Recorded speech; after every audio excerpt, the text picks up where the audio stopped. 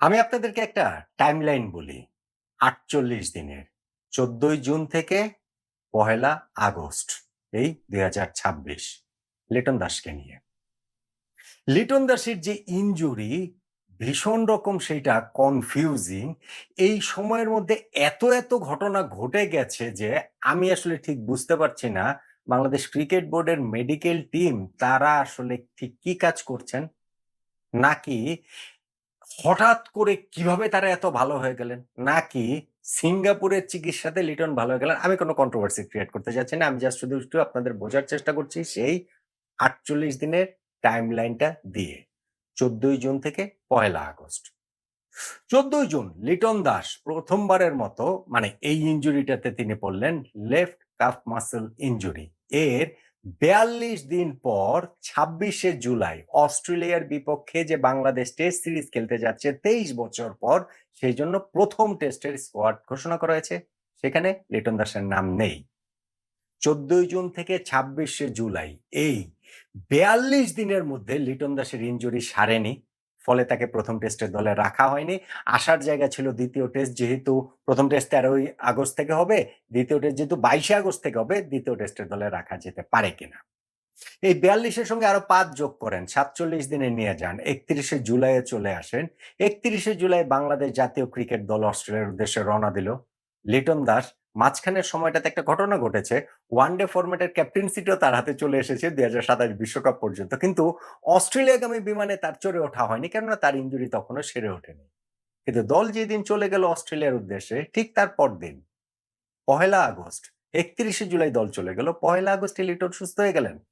মানে সুস্থতার পথে আসলেন। মানে প্রথম টেস্টে দলে থাকার মতো অবস্থায় আসলেন। ফলে এখন লিটন দাসকে ২রা আগস্ট রোববার অস্ট্রেলিয়াতে পাঠানো হচ্ছে। আমার যেটা প্রশ্নের জায়গা, এই যে দীর্ঘ একটা সময় ধরে লিটন দাসের ইনজুরি নিয়ে যে ধোঁয়াশার যে খেলাটা চলছে, এইখানে আসলে দায়টা কার? লিটন দাসের দায়? বাংলাদেশ ক্রিকেট বোর্ডের মেডিকেল টিমের দায়? বাংলাদেশের চিকিৎসা ব্যবস্থার দায়? আসলে ভবিষ্যতে এই ঘটনাটা কিভাবে এরকম ঘটনা আর এড়ানো যায়? লিটন দাসের উদাহরণ ধরে সেটা একটুখানি আমি কথা বলতে চাই এবং বাংলাদেশ ক্রিকেট বোর্ডের মেডিকেল টিম নিয়ে যে সিরিয়াস কোয়েশ্চেন মার্ক আছে সেটাতেও একটুখানি আলোকপাত আমি করতে চাই। দেখুন, আমি আরেকটা কথা আপনাদেরকে একটু কি বলে রাখি যে অনেকেই দেখছেন যে আমি গত কয়েকদিন ধরে সপ্তাহখানেক ধরে একটা ভিন্ন সেটে আপনাদের সঙ্গে আলোচনাটা করছি। এই নট আউট নো মানে আমি আসলে একটুখানি আমার স্টুডিওর বাইরে আছি। স্টুডিওর বাইরে আছি বলতে আমি আসলে একটু দেশের বাইরেই আছি। কিন্তু যেহেতু আপনাদের সঙ্গে একটু আড্ডা দিতে, কথাবার্তা বলতে সেটা ভালোই লাগে। সেই কারণেই আসলে আমি এই আলোচনাটা চালিয়ে যাচ্ছি। আমি হয়তো আর সপ্তাহখানেক একটু দেশের বাইরে থাকবো। তারপরে আমি আসলে আবার আগের মতো আগের ফর্মেই সবকিছু আগের ফরম্যাটেই দেখা যাবে। এটা জাস্ট শুধু একটা ব্যতিক্রম হিসেবে অনেকেই বলেছেন যে, "না এই সেটটা ভালো লাগছে।" অনেকেই বলেছেন যে, "না ভাই পুরনো সেটটা আসলে ফিরিয়ে আনেন।" সো আমি জাস্ট তাদেরকে একটু ক্লিয়ার করার জন্য সেটা বলছি। আপনাদের সঙ্গে এই বিভিন্ন বিষয়গুলো শেয়ার করা, আড্ডা দেওয়া এইটা আসলে দৈনন্দিন রুটিনের একটা পার্ট। সো দ্যাটস হোয়াই বলতে পারেন একটু ছুটির মেজাজেই আছি। তারপরেও আসলে আপনাদের সঙ্গে এই জিনিসটা একটু শেয়ার করার জন্য এই ডিফারেন্ট সেটে ডিফারেন্টলি আসলে আপনাদের সঙ্গে একটু মুখোমুখি হচ্ছে। আসুন এবার লিটন দাসের ঘটনা প্রবাহে। লিটন দাস ইনজুরিতে পড়েছেন ১৪ই জুন অস্ট্রেলিয়ার বিপক্ষে বাংলাদেশ ঘরের মাটিতে আমরা যে সিরিজটা খেলেছি সেটা লাস্ট ওয়ানডেতে। কিন্তু বাংলাদেশ ক্রিকেট বোর্ডের মেডিকেল টিম থেকে বলা হলো যে ইনজুরিটা সিরিয়াস কিছু না। ফলে টি-20 সিরিজের দলেও লিটন দাসকে রাখা হলো। টি-20 টিমের তো তিনি ক্যাপ্টেনই। কিন্তু টি-20 সিরিজের ৩ টা ম্যাচের মধ্যে ১ টা ম্যাচও লিটন দাস খেলতে পারলেন না। নাম্বার 1। নাম্বার 2, বাংলাদেশ দল গেল হচ্ছে গিয়ে জিম্বাবুয়েতে। সেখানে ১ম এ আমরা টেস্ট খেলেছি। সেই টেস্ট স্কোয়াডটাতে লিটন দাসকে রাখা হলো। লিটন দাসের নাম পরে সরিয়ে নিতে হয়েছে। কেননা লিটন দাস ঐরকম খেলার মতো ফিটনেস ফিরে পাননি। নাম্বার 2, নাম্বার 3 তে আসেন। এরপরে ওয়ানডে সিরিজে বলা হলো যে না লিটন দাস খেলবেন। খেলবেনই খেলবেন। দ্বিতীয় ওয়ানডেতে খেলবেন এরকম কথাও আমাদেরকে আসলে জানানো হলো। লিটন দাসকে জিম্বাবুয়েতে উড়িয়েও নিয়ে যাওয়া হলো। কিন্তু লিটন দাস খেলতে পারলেন না। তাকে জিম্বাবুয়ে থেকে আবার বাংলাদেশে ফেরত পাঠিয়ে দেয়া হলো। নাম্বার 4, টি-20 সিরিজ জিম্বাবুয়ের বিপক্ষে যে আমরা খেলেছি, সেইখানটাতেও লিটন দাস ছিলেন না। Number 5, in the mean time Liton Das আবার সপরিবারে বাংলাদেশ ক্রিকেট বোর্ডের অনুমতি না নিয়ে বিদেশে চলে গিয়েছিলেন ঘুরতে। যেই কারণে আবার তাকে শোকজ জরিমানাও করা হয়েছে। সেইটা হচ্ছে গিয়ে একটা আইন মানে শৃঙ্খলাজনিত কারণে। ঠিক আছে, ক্রিকেট বোর্ড সেটা অবশ্যই করতে পারে। কিন্তু ধরেন একজন ক্রিকেটার তার ইনজুরির এই অবস্থা, তার রিহ্যাবের কি অবস্থায় রয়েছে, তিনি খেলতে পারছেন না। এই সিরিজে টি-20, টেস্ট, ওয়ানডে, এই সিরিজ, পরের সিরিজ এত কিছু করছেন। ক্রিকেট বোর্ডের অনুমতি না নিয়ে তিনি বিদেশে চলে গেছেন। যেইটা সকল চুক্তিভুক্ত ক্রিকেটারের সিরিজ না থাকলেও অবশ্যই অনুমতি নিতে হয়। লিটন দাস আজকে ১১-১২ বছর ন্যাশনাল টিমে খেলছেন। তিনি এটা জানেন না। আমাদের মানে বিভিন্ন এখন তো ২ টা ফরম্যাটেরই তিনি ক্যাপ্টেন। বিষয়টা তার তা না। সো এই জায়গাটাতে অবহেলাজনিত কারণ কিনা সেটাও আপনি প্রশ্নের জায়গায় তুলতে পারেন। নাম্বার 5 না 6 কি জানি বললাম। সিঙ্গাপুরে লিটন দাসকে পাঠানো হলো কেন না? লিটন দাসের বাংলাদেশে যে এমআরআই স্ক্যান করানো হয়েছিল একটা এখানকার বাংলাদেশের বলতে পারেন সবচেয়ে নামি দামি হসপিটালে, সেই জায়গাটাকে এমন কোনো কিছু ধরা পড়েনি বলে বাংলাদেশ ক্রিকেট বোর্ডের মেডিকেল বিভাগ তারা জেনেছে, বলেছে এবং সেই প্রেক্ষিতে কিন্তু লিটন দাসের তো ব্যথা যাচ্ছে না। তিনি কমপ্লেনের পর কমপ্লেন করেই যাচ্ছেন। ফলে লিটন দাসকে পরে আবার সিঙ্গাপুরে পাঠানো হয়। সেইখানকার এমআরআই স্ক্যানে ধরা পড়ে যে লিটনের ওই কাফ মাসলের ফোলা রয়েছে এবং সেই ফোলার জায়গাটা থেকেই সিঙ্গাপুর থেকে তিনি যেভাবে ফিরেছিলেন সেই ফেরার জায়গাটা ছিল যে ১ম টেস্টে অস্ট্রেলিয়ার বিপক্ষে ১৩ আগস্ট থেকে সেখানে তিনি খেলতে পারবেন না। তবে ২২ আগস্ট থেকে যে সেকেন্ড টেস্ট সেইখানে লিটন দাস খেললেও খেলতে পারেন। দ্যাটস ওয়াই আমরা সেই ১ম টেস্টের জন্য শুধুমাত্র স্কোয়াডটা ঘোষণা করেছি। লিটন দাসকে ছাড়াই বাংলাদেশ টিম চলে গিয়েছে। এখন আমাকে বলেন যে ১৪ই জুন যে লিটন ১ম ইনজুরিতে পড়লেন, তারপরে যে এতগুলা ১ম এ বলা হলো যে না অস্ট্রেলিয়ার বিপক্ষে টি-20 সিরিজে তিনি খেলতে পারবেন, খেলতে পারলেন না। পরে বলা হলো জিম্বাবুয়ের সঙ্গে টেস্ট স্কোয়াডে তাকে রাখা হলো, খেলতে পারবেন, খেলতে পারলেন না। পরে বলা হলো যে ওয়ানডে সিরিজে সার্টেনলি খেলবেন, জিম্বাবুয়েতে উড়িয়ে নিয়ে যাওয়া হলো কিন্তু তিনি খেলতে পারলেন না। পরে তো টি-20 সিরিজেও খেলতে পারলেন না। সো এই যে এতগুলা জায়গায় ইনজুরি জনিত যে সমস্যার জায়গাগুলো ছিল সেই সমস্যার দায়টা আসলে কার? আমি লিটন দাস ঘুরতে গিয়েছেন সেই কথা বলছি। তিনি ঘুরে তো আর নিশ্চয়ই ইনজুরিতে হন নাই। সেই ইনজুরিটার আসলে ধরনটা কি সেটা বাংলাদেশ ক্রিকেট বোর্ডের মেডিকেল টিম কেন বের করতে পারেনি? এবং সিঙ্গাপুর থেকে যেই চিকিৎসাপত্র নিয়ে লিটন দাস ফিরেছেন সেই অনুযায়ীও তো লিটন দাসের হচ্ছে গিয়ে ১ম টেস্টে খেলার কথা না।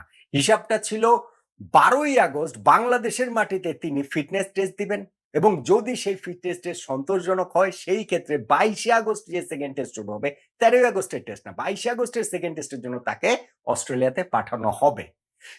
এই হিসাবটা তো আসলে ৩১শে জুলাই পর্যন্ত ছিল। গতকালকে পর্যন্ত ছিল। যদি তা না থাকতো তাহলে তো টিমের সঙ্গেই লিটন দাসকে অস্ট্রেলিয়ায় পাঠানো হতো। এখন এই একদিনের মধ্যে আসলে চেঞ্জটা কোথায় হয়ে গেল? কিভাবে হয়ে গেল? হ্যাঁ, বাংলাদেশ ক্রিকেট বোর্ড থেকে বলা হচ্ছে যে না, লিটন দাস প্রত্যাশার চেয়ে অনেক দ্রুত গতিতে উন্নতি করেছেন। ২৪ ঘন্টার মধ্যে প্রত্যাশার চেয়ে কত দ্রুত গতিতে উন্নতি করা যায়?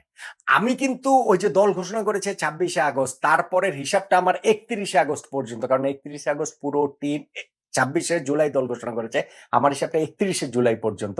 যে ৩১শে জুলাই পুরো টিম গিয়েছে অস্ট্রেলিয়ায়। ফলে লিটন যদি ৩১শে জুলাই দুপুরবেলাও ধরেন আজকে আমাদেরকে যখন প্রেস লিস্টটা ক্রিকেট বোর্ড থেকে দেওয়া হলো, এই প্রেস লিস্টটা যদি কালকে দিত তাহলেই তো লিটন দাস দলের সঙ্গে যেতে পারেন।